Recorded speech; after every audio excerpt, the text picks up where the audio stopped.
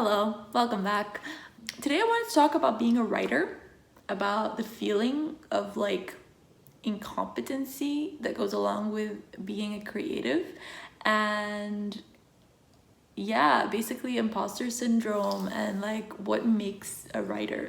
Are you a writer just because you write or that you have written, or are you a writer if your writing is good, and then who gets to decide what writing is good, etc. So I mainly started thinking about this in the process of starting to write my poetry collection. This is a draft of it, and it's honestly a super enjoyable process. But the thing is, sometimes I look at my poetry shelf and I'll flip through my favorite poetry collections, and I compare my writing to these poetry collections. But honestly, every poetry collection is just a part of someone's soul, and every soul is unique. And so how can you compare what I've produced to what any of these wonderful people have produced?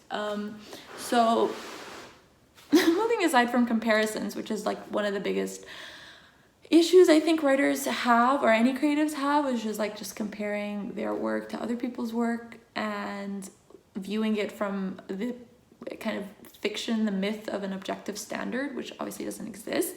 The other kind of issue is the fact that most of the time first drafts are crap. I know this from writing my dissertation, which is the first draft of any good piece of writing is true and utter garbage, and you need to just basically sift through that garbage and find what's salvageable and then make it better.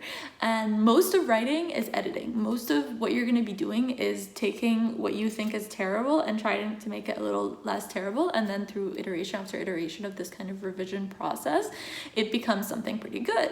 And so one of the ways I'm trying to do that at the moment is by writing every day. I'm just trying to write every single day, and so I'll produce a lot of crap, and then maybe one or two poems I write every few weeks are actually good enough to include in my collection. So these 32-ish poems, I don't actually know the number, but 30-ish poems that I have here are the product of years worth of journal entries that I went through, that I found what I thought were the gems of, and that I found what I thought were salvageable, and then edited and organized into this. And so the task of writing something from scratch is another huge hurdle I find as a writer. It's you're looking at a blank page and you're freaking out because you're I'm not good enough to do this. I'm not good enough to write Night Sky with Exit Wounds, which is a fantastic poetry collection. I'm actually reading his new novel, On Earth We're Briefly Gorgeous,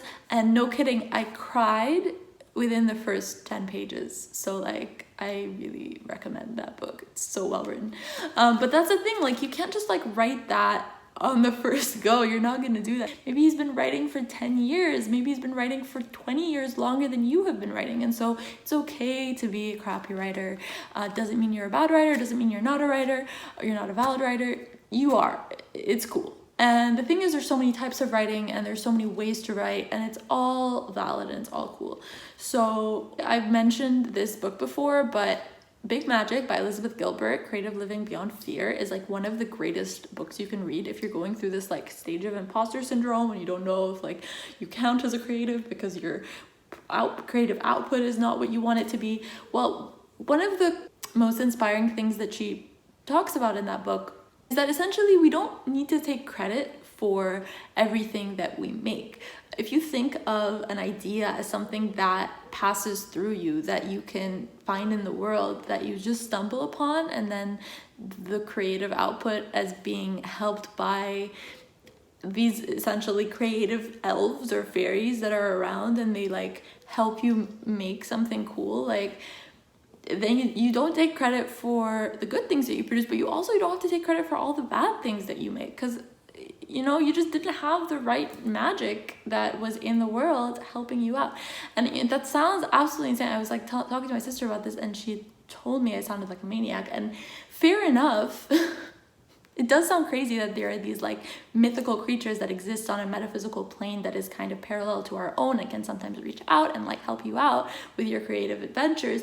But I mean, that's what the Greeks thought, that's what the Romans thought. And they never, the idea of genius, that you are someone who is gifted, that you are someone who can do this, and then if you're not a genius, then you're not going to be able to do anything.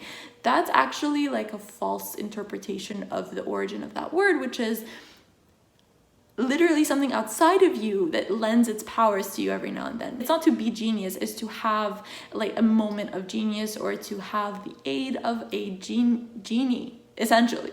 So what Elizabeth Gilbert says is that you should really like think of your creativity as that. Think of it as something that you sit down and you try to access, but it's not always going to work all the time. And sometimes you're going to sit at your desk and you're not going to find that genius, and then other times you're going to sit down and you're going to have all this inspiration.